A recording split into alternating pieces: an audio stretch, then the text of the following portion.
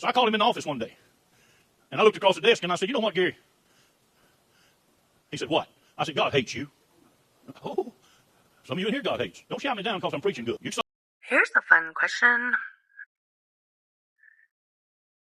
Did Oasis of Praise pay off Alan and Gay Kendrick's mortgage?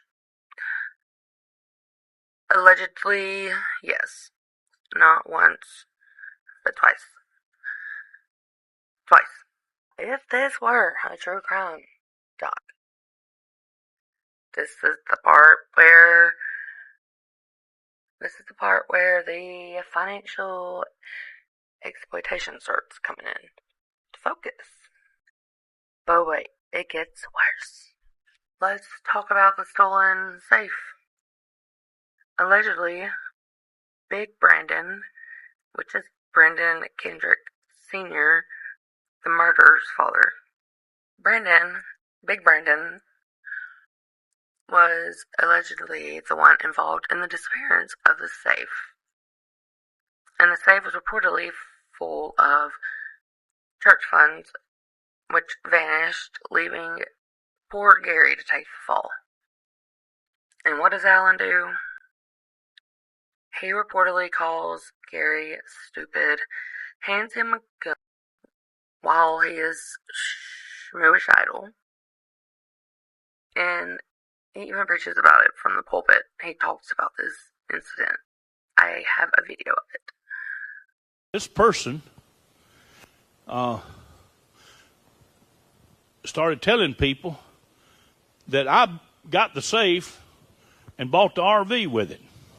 And that wasn't his first rodeo. He had been, he had stirred up trouble. So I called him in the office one day. And I looked across the desk and I said, you know what, Gary?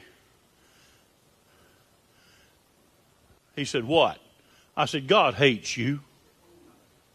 Oh, some of you in here God hates. Don't shout me down because I'm preaching good. You sow dissension?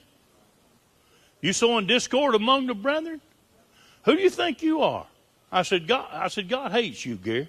What are you talking about? God don't hate nobody. I said, let me read you in the scripture. I turned him to Proverbs 6. Here, idiot, read it yourself.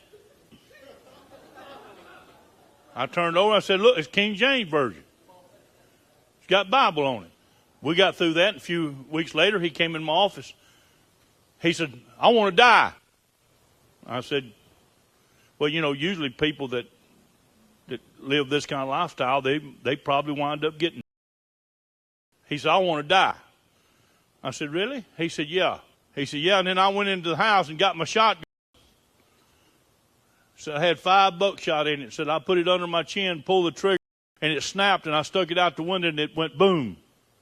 He said, I've done that 5 times. I said, man.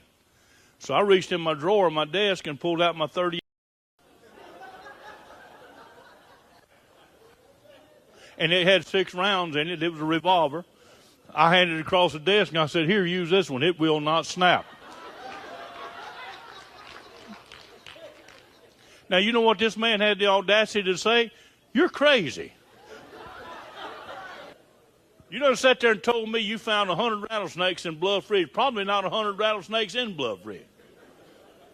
But you caught them and dumped them out, and they all crawled off. You pulled the trigger on the shot 5 times, and it didn't go off until you put out. And then I'm offering you something that works, and I'm crazy.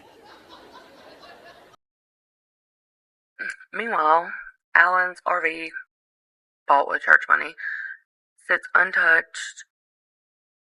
This is exploitation and cruelty. The congregation deserves answers. The community deserves answers. They don't need to be going to church, to local schools in the community. Ever. At Oasis of Praise, if you are a survivor of abuse, you're not protected. You're silenced. Families who speak out are shamed. Questions are met with hostility. This is the part in the crime series that we would talk about the culture of silence. But this isn't TV, it's real life. Protecting predators and silencing victims is not faith, it's manipulation. This church has been running on control and fear, and it's time to shine a light on these tactics. Enough is enough.